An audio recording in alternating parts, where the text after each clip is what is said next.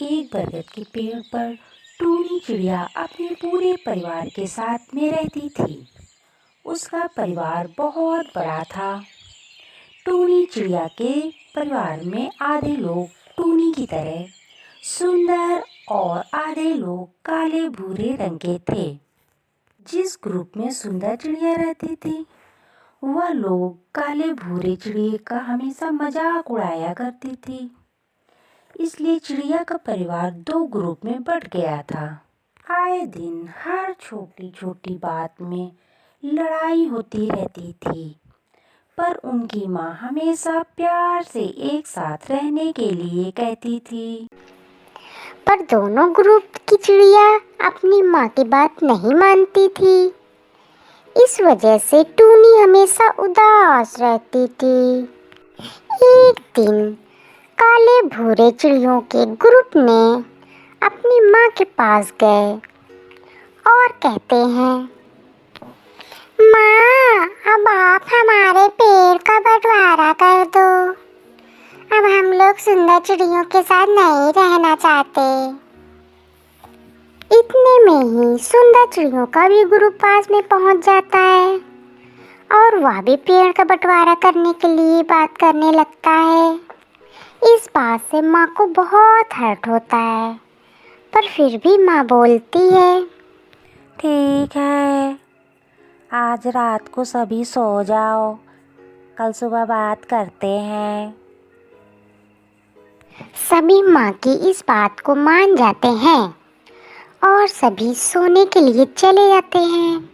जब सभी चिड़िया सो रही होती हैं, तभी आधी रात को वहाँ एक अजगर सांप आ जाता है। माँ बंटवारे की बात से बहुत दुखी थी, इसलिए उसे नींद नहीं आ रही थी। वह कुछ सोचते हुए बैठी हुई थी, तभी उसे सूखे पत्तों की आवाज़ आती है। वह अपने घर से बाहर देखती है। माँ जब घर से बाहर पेड़ पर लिपटे हुए सांप को देखती है, बहुत घबरा जाती है और अपने बच्चों को उठाकर उन्हें सांप के बारे में बताने लगती है। पहले तो सभी बच्चे बहुत घबरा डर जाते हैं, पर माँ उन्हें समझाती है कि बच्चों, कुछ भी हो जाए, आज हमें मिलकर इस परेशानी का सामना करना है। आज तुम लोगों को आपस में नहीं लड़ना है।